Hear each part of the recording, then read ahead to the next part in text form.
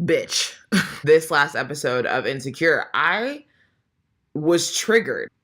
Anyway, okay, let's get into it. Let's start with everybody else because we already know the grand finale is Issa's entire mental breakdown. Molly went on a date with Andrew, right? Cute Asian guy, Asian little fizz, as I saw him referred to on Twitter. They went out on a date. It was cute, whatever, until he brings up Dro, the situation with Dro. Okay, I get it. The way that he did it was a little bit flippant. Obviously, it was more serious, and she was right. Like, he doesn't know the situation. I'm like, can you help him out, though? Like, he didn't know that, like you said, he didn't know the situation. He was joking. Can you give him some slack? He says something to her about the situation with Dro, like, trying to joke about it. She gets all, like, butthurt about it, leaves the date, and later it all converges at Andrew's house, which we'll get there. Lawrence decided to try church out, which is nice.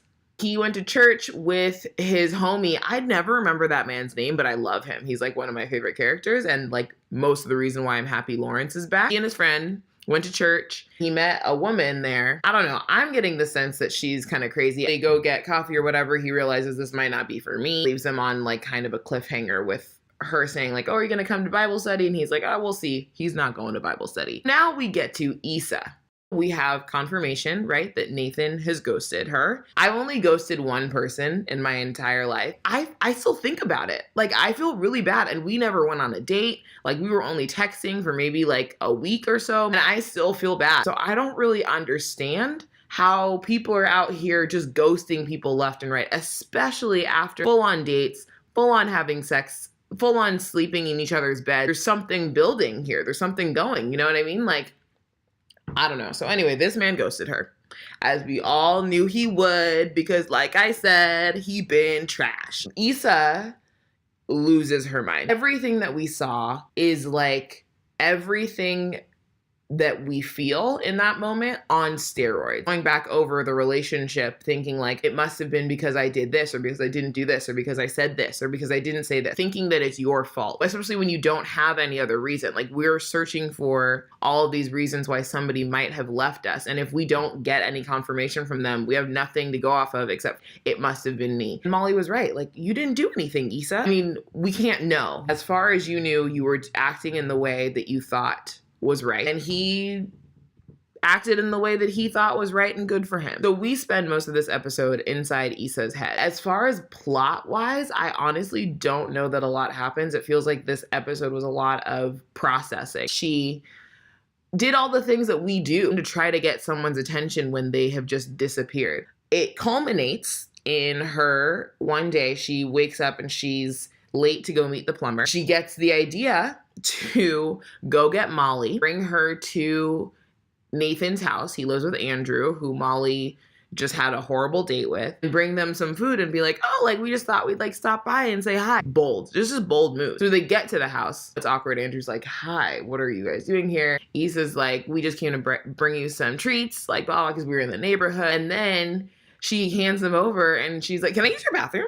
Which I never would have thought of, but like, smart girl. Walks into the house and Andrew's like, oh yeah, the bathroom's right here. It's like downstairs near the entrance. He says like, yeah, I see it. And walks up the stairs into the house. Finds her way to Nathan's room. There's that one weird moment where she finds his cologne and she's like, oh yes, this is you. Girl. She gets to his computer and gets the idea to hack into it. My favorite part is that she thought that her own name might be the password. Bitch, he left you. You were not important enough to him to have your name be the password. Molly walks in on her, is like, what are you doing? They have this conversation in the car. Issa's talking about how, again, just wondering, like, did I do something wrong? Like, was it me? Was I too honest with him? Like, I shouldn't have shared this with him. I shouldn't have had sex with him so soon. Ugh. Molly is, like, talking her down, telling her it's not your fault. Like, Nathan sucks. Like, fuck him. As I've been saying, you can do better and you deserve better. And I was thinking about how it's really interesting too. Like, it's hard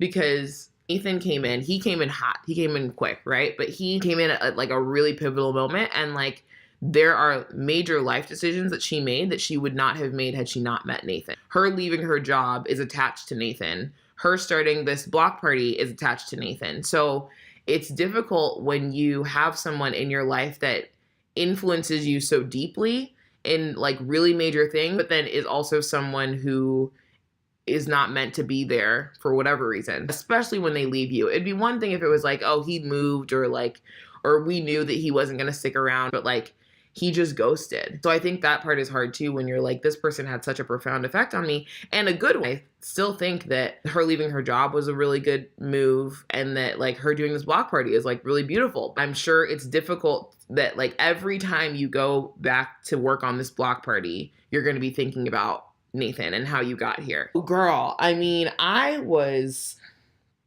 shook. I knew I would see myself reflected, but I feel like some of the things that I saw, I was just like, I didn't know it was going to be this close. From all the crazy thoughts of like, oh, well, maybe I can just go drive by his house a couple more times, or like, maybe if I should just reread our text messages to see if I missed something. Maybe if I just like a photo of his, or maybe I post a new photo that he'll see, you know, or if I post to my story. Bitch, I have done that so many times. I don't even fuck with Snapchat, and I will post a video. If y'all see me posting on Snapchat, your girl is trying to find somebody, okay? And at the end of it, it's just like, it doesn't matter. That's the thing, is like, it does not matter. This person is gone, and like, we hate not having closure. We hate it. We hate it. We hate it.